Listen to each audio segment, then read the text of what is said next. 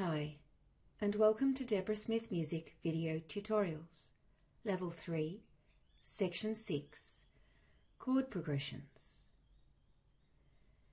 If we take the notes of C major and using only the notes within C major, add notes a third and a fifth above each scale note, we will have created all the root position triads in C major. When we undertake a transcription of a chord progression question in a major key, we need to write our chord chart with all these chords in it. Here is how it would look if we did it in the same way as we've been doing it up to now. Have a look at this other version. The top two lines are the same. However, the bottom line has been changed. We are showing Roman numerals now. Roman numerals allow us to quickly write the scale degree the chord is built on and its quality. For example, look at the first, fourth, and fifth chords. Notice that the Roman numerals are capitals. This tells us they are major chords. Now have a look at the second, third, and sixth Roman numerals. Notice they are lowercase Roman numerals. This tells us they are minor. And finally, look at the seventh Roman numeral. Notice the Roman numeral is lowercase, but also notice the small circle to the top right of the Roman numeral. This tells us the chord is diminished.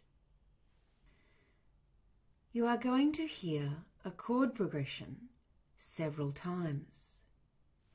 The first time you hear the progression, listen to the progression as a whole and allow yourself to recognize the effect of the cadence. The cadence will either be a perfect cadence, chord 5-1, which will sound very finished, or a plagal cadence, chord 4-1, which will sound finished, but not as finished as a perfect cadence. Here it is for the first time.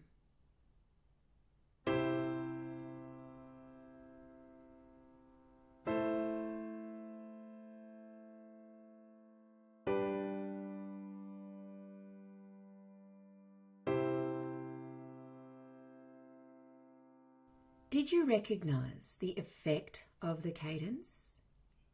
Did you hear it as very finished and therefore recognize that it was a perfect cadence?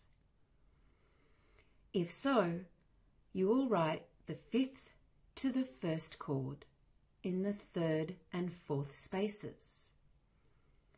Notice that when we write the quality of the bass note, we use the information from the bottom line of our chord chart, but not the Roman numeral itself. Listen to the chord progression for a second time, focusing on the bass note.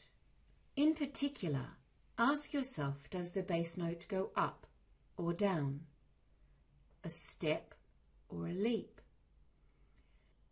If it is difficult to work out the second bass note in relation to the first, listen to the second bass note in relation to the third bass note as well.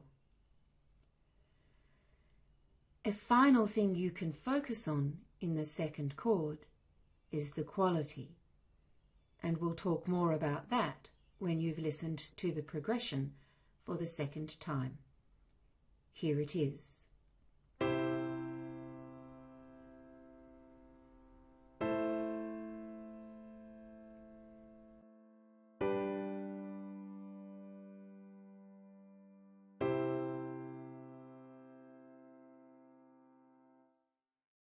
Did you hear the bass note go up quite a long way, a large leap?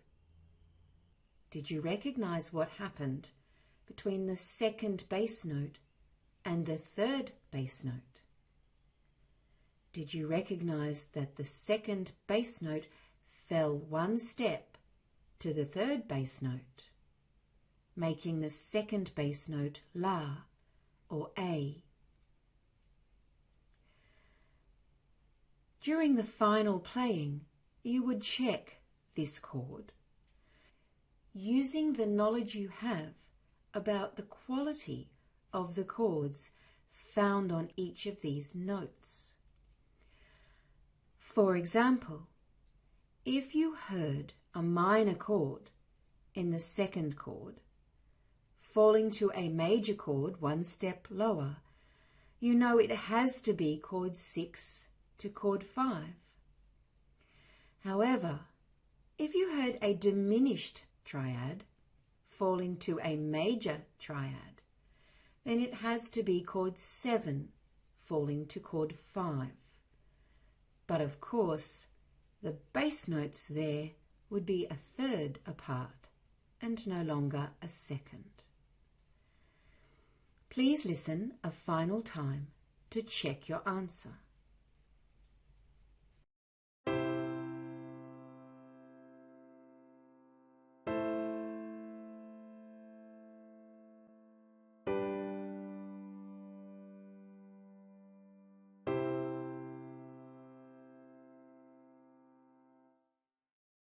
Hopefully, this is your answer.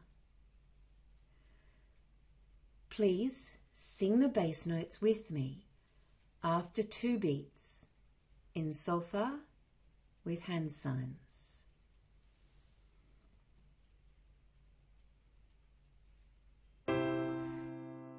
Do, la, so, do. For more information and resources, visit dsmusic.com.au.